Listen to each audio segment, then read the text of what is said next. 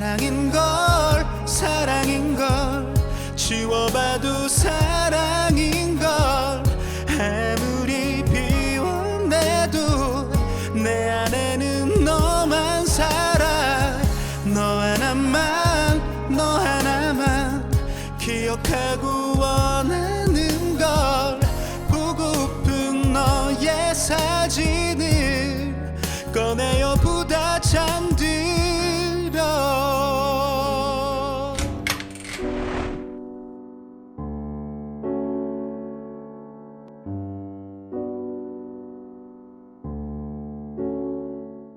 자, 22번째 김프로 3프로 상담소 이제 2부에 막을 올려 드릴 텐데요.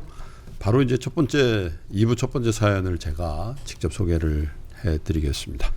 3프로 TV가 팟캐스트로 처음 런칭된 당시부터 지금까지 청취 중인 내년이면 시윤이 되는 애청자입니다. 처음으로 3프로 TV가 여의도에서 공개 방송을 했었을 당시에도 제 거주지인 경남에서 출발하여 참석했었지요. 아휴, 아련하네요. 그렇게 많은 분들이 오셨던 기억이 납니다. 그때는 유튜브도 안 할 때인데도. 예.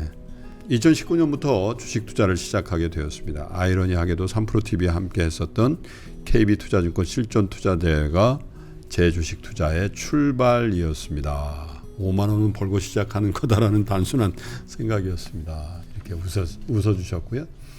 그리고 첫 주식 투자대회에서 20위권 안에 드는 성적을 거두고 덕분에 점점 주식 투자에 대한 재미를 붙였었습니다. 그 후 1년 정도 500만 원 정도의 여유 자금으로 이런저런 투자를 경험해 보았고 매일의 주식 시세에 민감할 수밖에 없는 데이 트레이딩이나 스윙 투자는 내 성향과는 맞지 않는다는 생각을 하게 되었고 그 무렵 때마침 제게 시드머니라 불릴 만한 큰 금액을 투자할 수 있는 여유가 생겼습니다. 그래서 작년 1월에 관심이 있었던 종목 10개를 선정하였고 10%씩 균등하게 분산하여 1년 정도 여유 있게 투자를 해보자고 결정하고 실행했었습니다. 그때 선정했었던 종목들은 평소에 관심이 있었던 인터넷 엔터 게임 종목들, 카카오 네이버, JYP 엔터, 스튜디오 드래곤, 넷마블, 신과 함께서 여러 신들께서 점지해 주셨다고 제 마음대로 판단한 삼성, 전자겠죠. LG화학, LG유플러스, 종군당 그리고 유일무이하게 마이너스를 기록한 세경하이테크 총 10종목이었습니다. 세경하이테크 이거 요즘도 별로 안 좋던데. 그리고 드디어 올해 1월 박병창 부장님께서 당분간 투자 자금을 받지 않는 이건 박병창 부장이 아니죠. 박세익 전무였는데 생애 처음으로 어머니께서 주식 투자에 관심을 보이시길래 이건 꼭지라는 신호다라고 생각하게 되었고 전략 매도하여 엄청난 수익률을 거둘 수 있었습니다. 그야말로 초심자의 행운, 비기너스 럭을 제대로 경험해 보았습니다.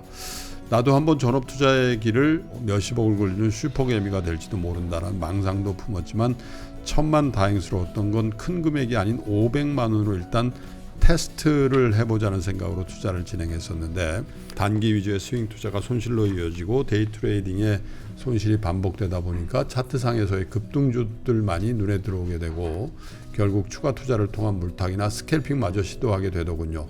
2달 만에 마이너스 37%의 손실을 거두는 실패를 경험하고 계좌를 아예 정리했습니다. 손실을 만회하려는 무리한 투자 방법보다는 그래 초심으로 돌아가자는 생각으로 엄청난 수익률을 주었던 재작년의 투자 방법을 다시 한번 시도해 보기로 했습니다. 그러자 고민이 생겼습니다. 재작년에는 뭘 사도 될 것 같은 자신감이 있었는데 요즘은 뭘 사도 안 될 것 같은 생각이 들고 오를 것 같은 종목들은 이미 너무 많이 오른 게 아닌가 하는 의심이 들어 고민만 하고 있습니다. 그렇다고 금리 인상, 인플레, 테이퍼링 등 시장의 우려가 단기 조정은 올지 몰라도 작년 코로나 사태와 같은 폭락장으로 연출될 것 같지는 않고 3월 손실 이후 2달을 고민 끝에 그래도 구간이 명간이지 싶어 간신히 최근에야 삼성전자, 네이버를 선택하고 투자를 진행했습니다. 그리고 올해 초에 확실한 확신이 들어 투자했었던 강원랜드를 포함하면 올해 제가 선택한 종목은 3종목이 되는군요. 올해 안에 과연 7종목을 더 선택할 수 있을까? 2종목 정도는 지금도 관심을 가지고 지켜보고 있습니다. 그래서 다음 2가지 결론을 내리고 고민을 정리하려고 합니다. 첫 번째, 다음 종목들이 보일 때까지 현금으로 보유하며 기다리자. 두 번째, 2종목 정도만 더 신중하게 선택해서 투자금을 각 종목당 20%로 늘려보자. 그리고 이 글을 쓰는 지금 이 순간 문득 드는 생각은 종목 선택이 어려운 이유가 재작년 같은 최소한 100% 이상의 수익률이 날 종목을 고르고 싶어하는 욕심 때문이 아닐까? 이번에 진행할 투자야말로 초심자의 행운이 아닌 남은 투자 인생의 진정한 출발점이 될 것만 같은 느낌이 들어서 3프로 상담소에 조언을 구합니다. 와, 대단한 성공과 참혹한 실패를 한 2년 사이에 동시에 경험하신 분인데 그래도 이분이 이건 아니구나 정리를 하고 다시 성공의 기억 속에 어떤 투자의 방법론으로 돌아왔네요. 그죠? 네. 어떻게 들으셨어요? 글쎄요. 제 생각에는 뭘 자꾸 투자하는 데 있어서 뭘 하는 것도 중요하지만 안 하는 것도 중요한 것 같아요. 네. 그러니까 이분 말씀 속에 답이 있는데 다음 종목들이 보일 때까지 현금으로 보유하며 기다리자라고 하는 게 전 굉장히 훌륭한 태도라고 봅니다. 네. 우리가 잘 모르는 걸 하는 게 투자가 아니고요. 그것이 내 결단의 결과라 그러면 기다리는 것도 투자고 안 하는 것도 투자라고 생각합니다. 그래서 지금 사연 주신 분은 종목을 여러 개 분산을 투자해야 된다라는 생각을 가지고 계시는 것 같은데 근데 분산이라는 것도 내가 잘하는 종목 내에서 분산을 해야 의미가 있지 종목만 많다고 해서 분산이 되는 거는 아니라고 생각합니다. 그래서 제 생각에는 지금처럼 본인이 알만한 종목들 이런 것들이 있을 때까지 현금 비중을 유지하면서 또 그런 게 왔을 때 또 투자 비중을 늘리고 뭐 이런 것들이 좀 좋은 것 같고요. 이게 사실 투자자의 알미라는 게 그게 어찌 정답이겠습니까? 뭐 저도 이걸 어비로 합니다만은 여러 가지 나의 생각일 뿐이고 내 견해가 틀릴 수도 있거든요. 근데 시장이 자기의 어떤 시각이나 자기의 관이 정말 중요한 게 원래 시장은 이분처럼 벌었다가 또 안 되기도 하고 이런 것들의 반복인데 네. 내가 생각하고 있는 어떤 그 사고의 프레임이 없으면 금융시장에서 경험하는 모든 일들이 그냥 무작위거든요. 어떨 땐 오르고 어떤 건 떨어지고 제 생각에는 뭐 종목을 많이 늘리시기보다 꾸준히 공부하시면서 내가 평생 투자하고 기회는 또 늘 있다고 생각을 하시면은 굳이 뭘 해야 하신다는 강박관념을 버리시는 게 좋은데 네. 이분은 벌써 그런 또 좋은 또 태도를 그러니까요. 보이고 있기 때문에요. 뭐 지금처럼 공부하시면서 보일 때 투자하시게 되면 저는 뭐 장기적으로 높은 수익률을 유지하실 수 있는 분인 것 같습니다. 아마 이분은 지금도 꽤 금액상으로는 그 수익이 나 있을 거예요. 왜냐하면 10종목 투자는 꽤 규모 있게 하셨다 그랬거든요. 시드머니라고 할 만한. 그래서 그런데 이제 그 이후에 이익 실현을 어머니마저 한다? 이건 아니다. 그런 생각으로 굉장히 좋은 수익을 보고 정리를 하셨다가 그 다음에 이제 최근 들어서 그 중에 일부를 떼어서 한번 단타도 쳐보고 스윙 투자도 해보고 이렇게 했는데 그거는 굉장히 큰 손실을 본 건데 아마 이 사연으로 보면 500만 원으로 투자를 테스트를 해본 게 마이너스 37%가 났다니까 이것도 큰 돈이죠. 한 200만 원 가까이 손해를 보신 건데 그 전에 시드머니가 크게 해서 10종목씩 들어간 거는 굉장히 큰 수익이 났다고 하니까 아직은 수익이 굉장히 많이 나 있을 거예요. 근데 예전에 그 어렸을 때 구슬치기나 딱지치기를 해보면은 항상 돈 따서 집에 돈은 아니지 구슬이나 이 딱지를 이만큼씩 들고 들어간 날은 보면은 따고 배짱이었어요. 예. 안 해. 이렇게 하면 해. 그렇게 기억나세요? 예? 이거 딱지 딱지 이렇게 접는 거 있잖아. 딱지 동그란 거 딱지 기억나시죠? 많이 따면 좋은 조건에 안 해. 따고 배짱. 딱 그러면 대부분 최종 승자가 되는데 이분도 지금 보면 꽤 수익이 나신 거죠. 그러니까 너무 급하게 하지 마시고 따고 배짱. 예, 그래서 우리 집에도 강아지가 한 명 있거든요. 한 친구가 있는데 맛있는 간식을 줄 때도 기다려. 딱 하면 기다려요. 여기다 놔줘도 뭐 몽골이 기다려. 딱 그러면 딱 기다리고 있어요. 그 다음에 제가 이제 뭐 미션을 준 다음에 먹으라 그러면 그때 딱 먹는단 말이에요. 그러니까 기다림의 미학이 이 투자에서 굉장히 중요한 것 같아요. 서두르면 대체로 실패하고. 그죠? 네. 꼭 뭐 해야 된다는 강박관념을 일단 버리는 게 이게 어쩌면 이 기회를 놓치면은 안 된다라고 하는 건데 그렇죠. 사실 보면 늘 상한가 치고 2배, 3배 오른 종목은 늘 있거든요. 근데 2,800개가 거래되기 때문에 그런 건 늘 있게 마련이고 한편으로 뭐 말씀하신 것처럼 뭐 반토막 나고 이런 것도 늘 있기 때문에 저는 투자하는 데 있어서 조급증 또 꼭 맞아요. 뭘 해야 된다라고 하는 강박관점을 버리는 게 장기적으로 시장에서 맞아요. 이기는 좀 중요한 마음 자세라고 봅니다. 그때 주변에서 또 윤 교수님 누가 뭐 대박 났대더라, 뭐 집으로도 대박 나고 뭐 주식으로 대박 나고 그러면 진짜 또 안절부절한 분들 많죠. 저는 이분을 보면서 야 되게 좀 젊은 분 같다 했더니 뭐 나이가 뭐 저랑 비스크비리한 앞이 5자 이제 50이 되셨다는. 그래요? 네.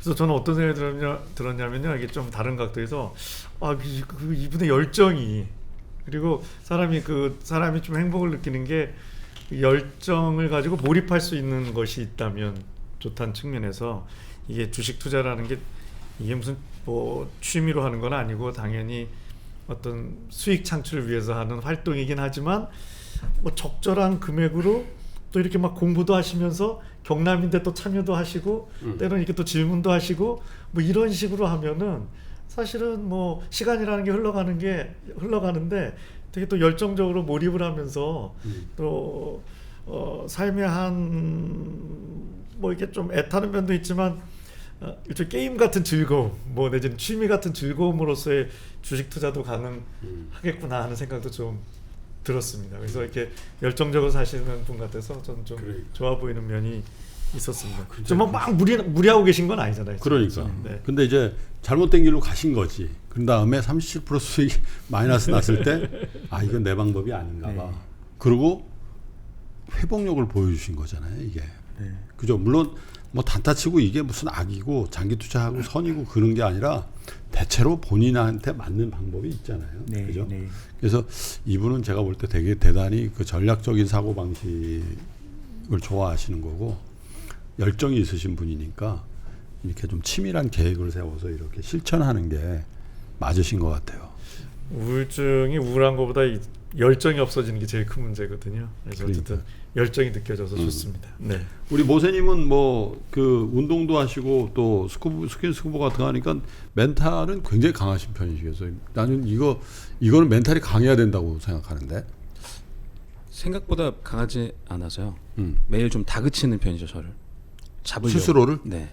어떻게? 강하게 압박합니다. 그러니까 중간에 타협이 잘 안 되기 때문에 네. 저를 일부러 극한으로 좀 몰아놓는 그런 스타일이에요. 그게 조금 흔들리면 바로 무너지기 때문에 주변에 있는 사람이 좀 피곤하죠.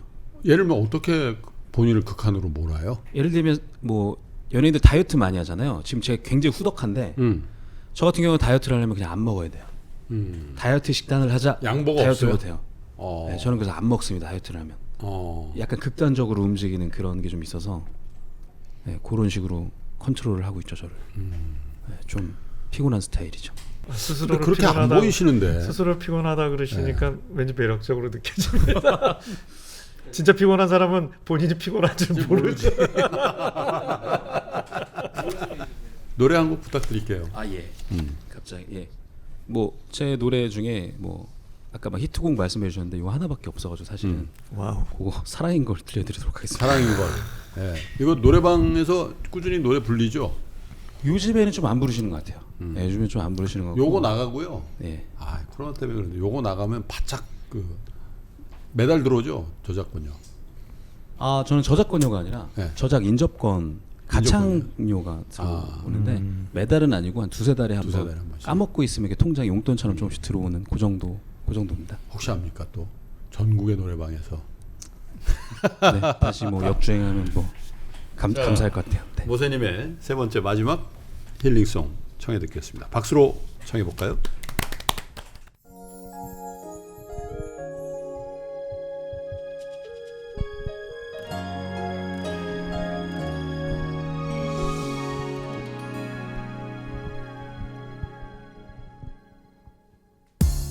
하루가 가는 소리를 들어 넘는 세상 속에 달이 저물고 해가 뜨는 서러움 한 날도 한시도 못 살 것 같더니 그저 이렇게 그리워하며 살아. 어디서부터 잊어갈까 오늘도 기억 속에 네가 찾아와 하루 종일 떠들어. 네 말투 네 표정 너무 분명해서 마치 지금도 내 곁에 네가 사는 것만 같아. 사랑인 걸 사랑인 걸 지워봐도 사랑인 걸. 아무리 비워내도 내 안에는 너만 살아. 너 하나만 너 하나만 기억하고 원하는 걸. 보고픈 너의 사진을 꺼내어 보다 잠들어.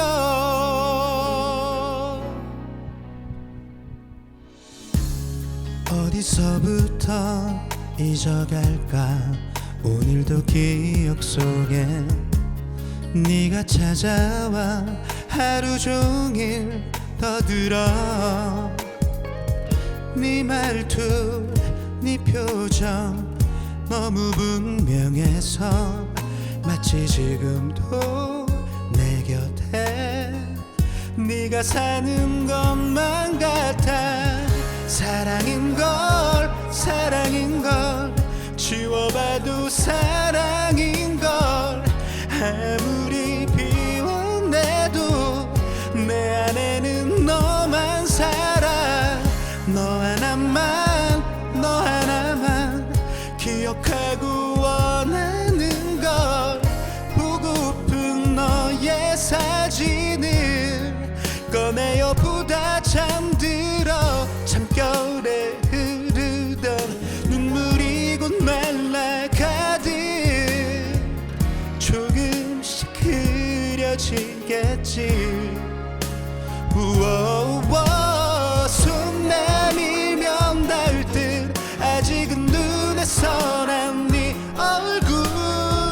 사랑해 사랑해 잊으면 안 돼.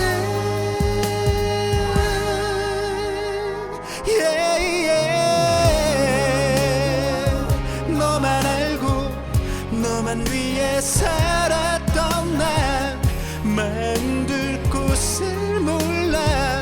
하루가 1년 같아. 아무것도 아무 일도 아무 말도 못하는 나. 그래도 사랑을 믿어. 그래도 사랑을 믿어. 오늘도 사랑을 믿어.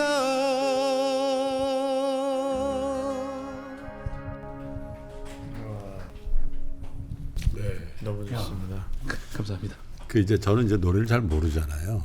근데 이제 우리 모세님 노래를 세 곡을 이제 1시간 내로 이렇게 들으면서 생각한 거는 앞으로 큰 히트곡이 나올 것 같습니다. 아 감사합니다. 네, 진짜로. 사실 원래 더 잘하는데요. 네. 오늘 좀 약간 시간 아니 그거 이제 저희가 감안해서 듣는 거예요. 항상 거기가 가수석인데 감안해서 들어요. 근데 감사합니다. 야, 근데 노래가 그죠? 네. 타고난 이 뭐라 이 소리통이라 그러나 그게 확실히 좋으시네요. 아 감사합니다. 네. 더 열심히 하겠습니다. 네. 아 감사합니다. 감사합니다. 다음 히트곡 아 감사합니다. 네. 주식으로 치면 접평가 가치주. 아 그렇죠. 언젠가는 투자해야겠다. 조만간 펀드 매니저의 눈을 사로잡을 아마 큰 히트곡이 조만간 나올 거라고 확신을 하고 그 계기가 되는 무대였기를 바라겠습니다. 아 감사합니다. 네. 한 가지 미션이 더 있습니다. 네. 사연 읽어주세요. 아 네네. 열심히 읽겠습니다. 제가 이렇게 큰 채널에 와서 노래도 부르고 그랬기 때문에 굉장히 정성스럽게 읽어보도록 하겠습니다. 네.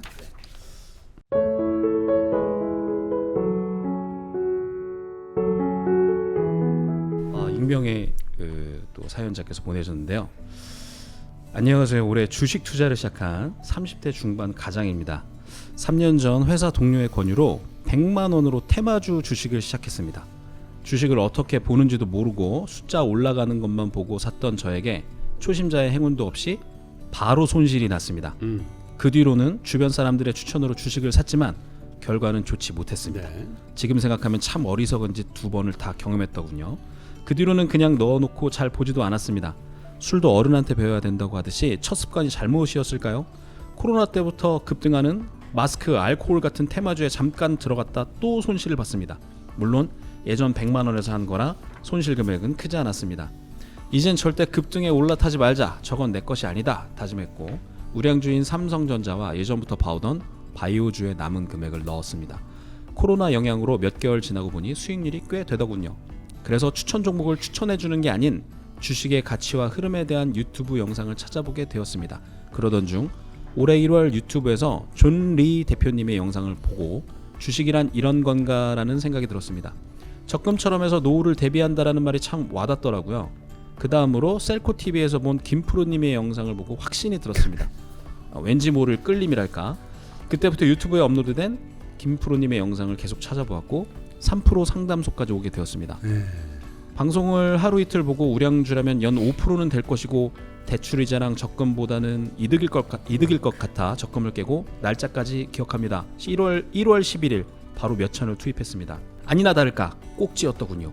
삼성전자가 9만 전자를 올라 10만 전자를 갈 때 지금 아니면 안 될 것 같다라는 느낌.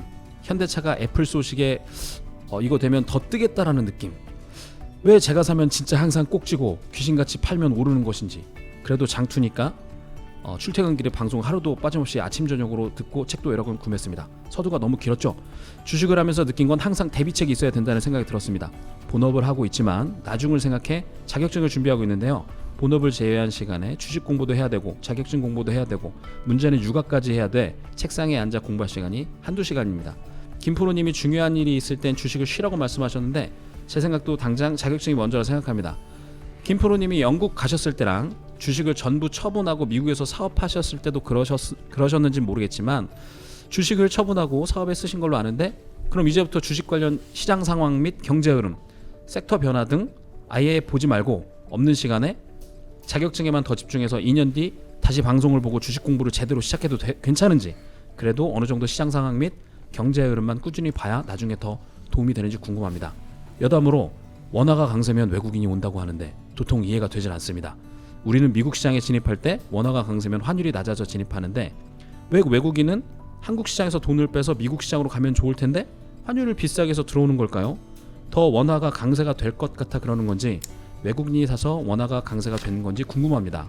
어느 방송을 봐도 뼛속까지 시원하지 않습니다. 조언 부탁드려요. 김프로님 정말 꼭 한번 만나보고 싶어요. 이렇게 보내주셨습니다. 김프로님의 찐팬이시네요. 정말 열과 성을 다해서 읽어주셨습니다. 네, 열심히 읽었습니다. 노래보다 더 열심히 했습니다. 일단 요 질문부터 김학규 센터장님 답을 해주세요. 원화 강세 되는데 왜 외국인이 사나 이거예요. 네, 원화가 강세라는 거는 원화로 된 자산을 가지고 있으면은 이익이거든요. 외국인 입장에서는. 네. 그래서 이론적으로 그 나라 통화 가치가 강세를 나타낼 거라고 생각하면 그 자산을 사려고 하는 경향이 존재하는데 네.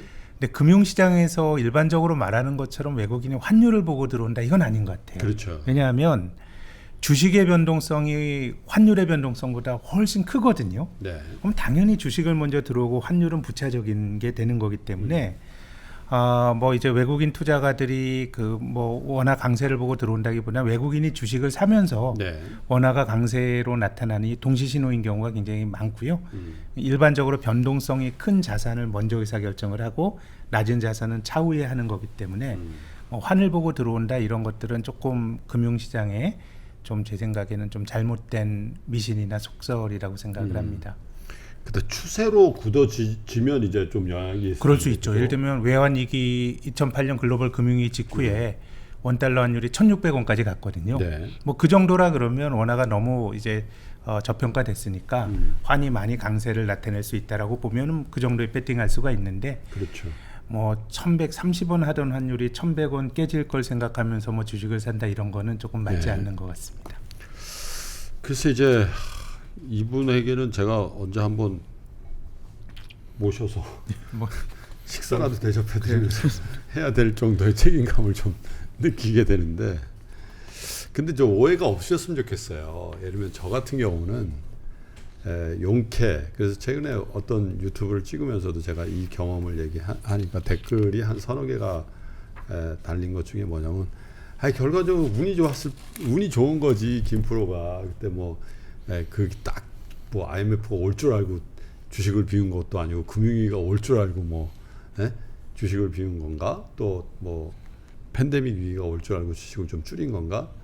당연하죠. 제가 어떻게 그걸 맞춰요. 그런데 이제 묘하게 저의 인생의 터닝 그 모멘텀이 주식을 좀 가볍게 해놨을 때 크라이시스 위기가 공교롭게 온 거를 제가 그래도 제 인생에 한 20여 년 이렇게 회고해 봤을 때 그게 뭘 제가 이렇게 말씀드릴 수 있을까, 그거를 이제 뽑아내야 되거든요. 통상 이제 강연이나 뭐 방송을 하려면 그런 줄거리가 하나 있어야 되잖아요. 이번의 경우에도 저희 조카나 뭐 동생이나 이런 친구들이 와서 어떻게 해야 될까요? 이렇게 물어보면 두 가지를 항상 말씀드리는 거죠.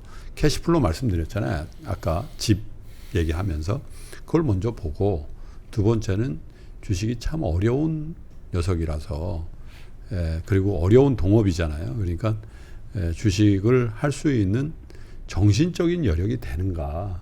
예를 들면 내가 막 엄청나게 중요한 프로젝트를 막 하고 있고 막 눈코 뜰 새 없이 바쁜데 주식도 잘 할 수 있다. 저는 그 생각 안 하거든요. 물론 이제 다른 입장에 있는 분도 있어요. 주식을 뭐 사놓고서 잊어버리면 되지. 근데 현실적으로 그런가요? 주식 사놓고 잊어버려지지가 않잖아요. 그러니까 저는 항상 그 신념이 뭐냐면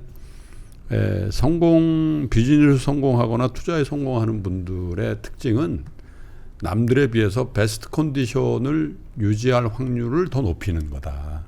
육체적으로든 정신적으로든 혹은 재정적으로든 그때 당시에 컨디션이 좋은 그런 게, 예를 들면 한 달에 어떤 분들은 3일밖에 없는데 어떤 사람은 15일 정도 된다. 근데 요즘에 저도 많이 느끼는 게 요즘 컨디션이 안 좋지, 힘들지, 이런 말을 할 때가 더 훨씬 많아지잖아요. 그래서 정신적인 거, 육체적인 거, 그리고 여러 가지 정서적인 거, 뭐 경제적인 거 다 나쁘지 않은데 컨디션이 괜찮은데 이런 상태였을 때는 주식 투자를 좀 많이 늘리고, 나 힘든데 어려운데 요즘 고난데 그리고 어떻게 할 바를 모르겠는데 판단이 잘 안 서, 이런 상태에서는 굳이 뭐 이렇게 주식을 막 늘려서 안 그래도 힘든 인생에 더 부담을 주는 그런 동업을 할 필요가 있을까라는 측면에서 말씀드린 거예요. 그러니까 그리고 이제 제 어떤 이 얘기에 설득력을 가하기 위해서 저의 인생 모멘텀에 세 가지 경험담을 얘기했을 뿐이죠. 그걸 일반화해서 생각할 필요도 없으시고요. 제가 막 인사이트가 있어가지고 그런 판단을 했다기보다는 정말 우연찮게, 그리고 제가 항상 말씀드립니다마는 저 역시도 매일 반복되는 실수, 매일 좀 바보같이 저것도 왜 이렇게 했어, 이런 결정들을 굉장히 많이 했습니다. 특별히 20대 후반 30대 초반에는 진짜 엉망이었어요. 엉망. 지금도 완벽하지는 않습니다만은. 그래서 제 자랑을 하려고 하는 게 아니라 여러분들에게 주식을 너무 급하게 하지 마시고 여러분들의 본업 또 그런 일들이 중요한 인생의 이벤트가 있을 때는 조금 쉬셔도 절대 여러분 주식이 제 마음을 다 읽고 저 멀리 도망가 있거나 그러지 않거든요. 주식은 그 기업이잖아요. 기업이 어떻게 그렇게 하겠습니까? 그래서 언제든지 기회가 온다라는 그런 것들 때문에 그렇게 말씀드렸으니까, 요 분은 제가 다음에 이제 코로나 좀 완화가 되면요, 제가 한번 모실게요. 모셔서 제가 애프터 서비스도 좀 해드리도록 그렇게 하겠습니다. 책은 물론 제가 보내드릴 거고요. 근데 이렇게 이제 저는 읽다 보니까 건강한 분이신 것 같아요. 네. 그죠? 네. 말씀에 활력도 있으시고. 예. 뭐 제가 드릴 말씀 계속 해야 되느냐, 아니면 뭐 주식은 안 하고 그래도 계속 공부는 해야 되느냐까지 질문하시고는 결국 워낙 강세 때 왜 외국인 들어오냐 질문을 끝난 걸로 봐서 하시게 돼 있는 거지. 예, 제 생각에는 하고 예를 들어서 만나고 싶은데 안 만나려는 거 이거 그럴 바엔 만나는 게 낫거든요 조금은. 그래서 저의 그냥 상식적인 조언은 뭐 투자까지는 아니어도 아니면 뭐 살짝 투자에 어느 정도 계속 공부를 하는 게, 왜냐하면 뭐 기존에 좀 자격증 공부를 하시지만 뭐 24시간 하는 게 아니고 좀 그렇죠. 쉴 때도 있고 딴 데 몰입을 해야 기존 공부도 좀 더 되기 때문에 그게 방해가 될 정도가 아니라면 하지 말아야지 절대 안 볼 거야 이러는 것보다는 살짝이 뭐 3프로 TV도 보시고 뭐 그 정도로 하시면서 자격증 시험 준비하시는 게 더 어떨까 하는 생각이 듭니다. 이 마지막 질문이 이거가 아니었으면 제가 다르게 얘기했을 것 같기도 한데 궁금증도 많으시고 뭐. 사실 그래서 역설적으로 내가 듣고 싶은 이야기를 해주는 사람은 참 고마운 사람입니다. 어떤 측면에서는. 그러니까 물론 이제 중요한 결정에 있어서는 순서를 해주는 뭐 이런 게 중요한데 맞아요. 그런 게 아니라 맞아요. 일반적인 상황에서 어쨌든 내가 듣고 싶은 이야기를 해주는 사람은 당연한 사람이 아니라 되게 고마운 사람들이죠. 네. 아니, 저도 이제 차를 타고 제가 저희 집에서 한 20분 거리에 있는 그 미용실을 다녀요. 아주 한적한 동네에 조그만 그 미장원인데 방배동인가 내방동에 머리지음이라고. 그거 괜찮습니다. 많이 이용해 주세요. 이거 PPL 아닙니다. 그냥 제가 그냥 생각이 나서. 근데 한 20-30분 동안 이제 같이 있잖아요. 네네. 근데 너무 부담 없는 대화가 즐거운 거예요. 근데 그 친구 아주 저보다는 훨씬 어린 친구인데, 근데 이번 주에 들은 얘기는 뭐냐면 이 얘기를 들은 거예요. 요즘 대세가 뭔지 아세요? 그래. 그래서 뭐야? 그랬더니 요즘 대세는요 솔직함이에요. 그런 얘기들. 그래서 그래? 그래서 그게 무슨 뜻이지? 그랬더니 뭐 이렇게 연예인들이나 혹은 셀럽들이나 뭐 이런 분들이 텔레비전에 나와서 자기 얘기를 솔직하게 하는 거를 굉장히 공감 있게 생각한다는 거예요. 그게 상담소가 생각이 나더라고요. 예. 상담소에서는 그냥 솔직한, 그죠? 예. 나 좀 어려워요. 뭐 진행자나 게스트나 다 마찬가지로. 그래서 제가 세 분께 기회를 드립니다. 지금 제일 힘든 게 뭔지. 모세님, 요즘 힘드신 게 있으면 한번. 요즘 글쎄요. 요즘 저는 딱히 힘들다는 생각은 안 하고 살아서. 너무 본인을 막 또 몰아붙이시는 거 아닙니까? 아니요. 제 모습을 보시면 아시겠지만 먹고 싶은 것도 다 먹고요. 네. 약간 욜로 같은 그런 마인드로 그래요? 살고 있어서. 요즘 뭐 굉장히 공연 잘 긍정- 못하는 거 안 힘들어요? 어차피 그쪽을 좀 내려놨기 때문에. 네. 예. 내려놓으신 거예요? 근데 사실은 요즘엔 대신에 저도 스트리밍을 하고 있거든요. 그래서 저녁 때 스트리밍하면서 그렇게 팬들이랑 소통하고 또 그렇게 매일 노래 불러드리고 있고 아, 스쿠버 교육도 재밌게 하고 있고, 그래서 저는 그냥 너무 재밌게 지내고 있는 것 같아요. 괜찮군요. 네, 좀 그쵸. 좀 가끔 외롭긴 한데. 외로움도 이제 곧 해결될 것 같으니까요. 조금만 너무 좋은 얘기들을 너무 많이 해요. 조금만 기다려보세요. 김세단님 뭐가 요즘 제일 힘드세요? 저요 뭐 힘든 거는 요즘 별로 없는데요. 나만 힘든가 봐. 좀 뭐 잘 안 되는 게 좀 아이들과 좀 친해지고 싶은데 7살 쌍둥이? 6살 쌍둥이. 6살? 예, 조금 스킨십이 부족해서 네. 좀 늘리려고 노력을 하는데 낯가림하면서 조금 아빠를 좀 안 좋아하는 것 같아서 좀 걱정입니다. 그럴 것 같진 않은데. 아들 쌍둥이죠? 아니, 아들 딸입니다. 아들 딸 쌍둥이에요? 조금 더 좀 뭐 제가 아이들의 인생에 개입하고 싶은 생각 별로 없는데 네. 좀 많이 스킨십 하고 싶은데 좀 물리적으로 요즘 좀 시간을 많이 못 낸 것 같아서요. 예. 윤 교수님 몇 주 전까지 좀 힘드셨잖아요. 제가 뭐 갱년기 그 정신과 의사 중에 이제 본인이 튼튼해서 정신과 의사라는 사람이 있고요. 이제 본인이 부실해서 자기 치료를 하려고 하는데 제가 후자 쪽인데, 네, 지금 또 3프로 TV는 상담소는 저한테도 힐링이 돼서 뭐 투데이 괜찮습니다. 네. 괜찮아요? 네. 저만 빼놓고 다 괜찮으시네. 어떻게 오늘 끝나고 상담 좀 한번 할까요? 제 생각에 올 여름에 우리 모세님한테 다이빙을 배우시면 좋아. 강추드립니다. 네, 진짜 강추드립니다. 자, 왜 인생을 살다 보면 매일 화려하고 매일 행복한 날만 여러분 있겠습니까? 남들은 잘 몰라주는 그런 내면의 고민들 한두 가지 다 갖고 계시죠. 그리고 그게 대체로 보면 돈에 관련된 문제이기도 하고 또 요즘 같아서는 주식이 워낙 보편화되다 보니까 주식으로 힘들어진 분들도 많이 계실 겁니다. 저희 3프로 상담소가 여러분들에게 그래도 따뜻한 위로와 그래도 나름의 성의 있는 솔루션으로 함께 할 테니까 많은 사연을 보내주시면 좋을 것 같습니다. 밑에 여기 나가고 있죠. 저희 공식 이메일 계정 counsel@ebroadcasting.co.kr 이쪽으로 보내주시면 훨씬 더 채택될 확률도 많고 또 여러분 마음속에 야 저기 가면 내 이름 실명 공개되는 거 아니야. 그리고 전화하고 막 귀찮게 하는 거 아니야. 절대 그런 거 없으니까요. 그리고 누구는 또 이런 얘기 하시더라고. 3프로 김프로 상담소라 그러니까 이게 또 무슨 리딩방이냐고. 상담해 그런 상담소 아니거든. 이게 그래서 이름을 바꿀까 싶기도 해요. 왜냐면 저는 진짜 좀 좋은 의미로 윤 교수님도 나오시고 우리 김 센터장님 같이 이런 이제 현명한 분이 나와서 상담한다. 그러니까 종목 상담 무슨 클리닉 막 이런 거랑 헷갈리셔가지고 3프로 식구 여러분들은 그런 오해 없으실 거예요. 그런데 주변에서 혹시라도 3프로 상담소가 뭐 하냐고 뭐 하는 데냐고 이렇게 물어보시면 그냥 힐링하고 편안한 사연 읽고 좋은 노래 듣는 데라고 알려주시면 좋을 것 같습니다. 모세님 오늘 너무 감사드리고요. 네, 저도 너무 감사했습니다. 그리고 힐링이 되셨으면 좋겠고 또 뭐 스킨스쿠버로 힐링만 주시지 마시고요. 더 좋은 노래 제가 아까 말씀드렸잖아요. 빅히트. 그죠?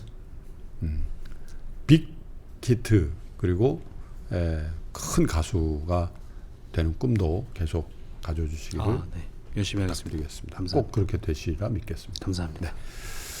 자, 토요일 오전인데 여러분 늘 여러분께 말씀드립니다마는 건강 잘 지키시고요. 또 한 주 동안 좋은 투자도 하시고 좋은 관계도 맺으시다가 다음 주 토요일 아침 8시에 또 건강한 모습으로 인사드리겠습니다. 감사드립니다. 네, 고맙습니다. 감사합니다. 다음 주에 뵙겠습니다. 여러분. 고맙습니다.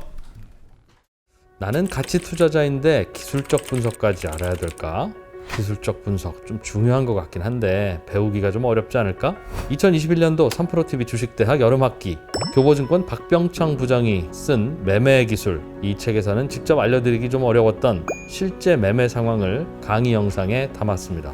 가치 투자자라도 꼭 알아야 하는 가치 투자자일수록 꼭 알아야 되는 차트 해석법 자세한 사항은 페이지2 앱의 공지사항을 확인하세요.